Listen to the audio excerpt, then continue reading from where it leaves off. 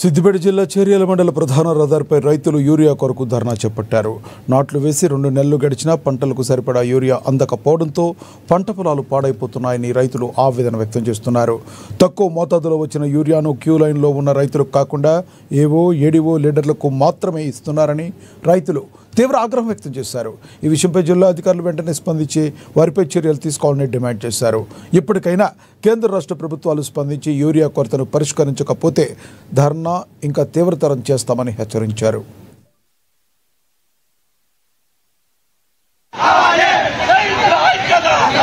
రైతులు యూరియా కోసం అనేక రోజులుగా ఆవేదన చెందుతున్న పరిస్థితి ఉన్నది. ఇక్కడ అగ్రికల్చర్ అధికారులు ఏఓ గారు ఏడీఓ గారు మొత్తం రైతులను పట్టించుకోవడం లేదు. వచ్చిన యూరియా బస్తాలను మొత్తం వాళ్ళకు తెలిసిన వాళ్ళకు పదారా ఉన్న వాళ్ళకు ఇంటికాడనే చిట్టీలు రాసిస్తారు. మళ్ళీ ఇక్కడ రైతు వేదిక వద్ద రైతులు క్యూ కట్టి చిట్టీలు రాసుకుంటే అక్కడ పోయే వరకు బస్తాలు అయిపోయినాయని ఫర్టిలైజర్ షాపులు చెప్తుండ్రు. ఇది చాలా అత్యంత దుర్మార్గము. రైతులకు అందరికీ అవసరమైనంత యూరియా అందించాలి. అదే రకంగా ఈ ఏవో దొడ్డిదారిన బస్తాలు పంపిణీ చేస్తాడు కాబట్టి బ్లాక్ మెయిల్ చేస్తాడు కాబట్టి ఆ ఏవోను సస్పెండ్ చేయాలని చెప్పి, అదే రకంగా ఫర్టిలైజర్ షాపులు సక్రమంగా ఇవ్వని ఫర్టిలైజర్ నేను 15 రోజులు ఈ 2 యూరియా బత్తాల గురించి కాబట్టి వచ్చినప్పుడల్లా 1, 2 రాస్తారు.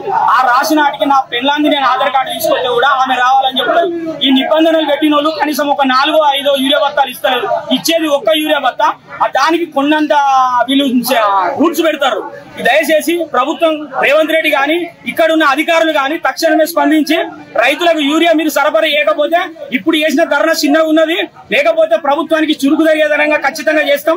పోయిన సర్కారు మాకు ఇంటికాడ అడ్వానికి డబ్బులు ఇస్తే తీసుకొచ్చి ఇంటికాడ వేసేది బస్తాలు. ఇప్పుడున్న ప్రభుత్వం లైన్ కట్టి ఒక్కొక్కరికి చెమటోడిసినా కూడా బస్తా దొరకలేదు. రైతులు ఎక్కడ వ్యవసాయం చేస్తారు? ఈ రైతులు ముసలి తీసుకొచ్చి లైన్ కట్టమంటే, బీపీ షుగర్ ఉన్న వాళ్ళని తీసుకొచ్చి లైన్ కట్టమంటే ఎక్కడ పెడతారు? అయ్యే వాళ్ళ ఆధార్ కార్డు తీసుకొచ్చి మేము లైన్ లో పెడితే ఆ ముసలాయన తీసుకురాపని చెప్తారు. ఇది ఎక్కడ దౌర్భాగ్యం? ఈ సాధకపోతే ప్రభుత్వాలు రాజీనామా చేసి అప్పుడే ఊరి అధికారులు కూడా వాళ్ళకి బత్తాసు వస్తారు. ఈ ప్రాంత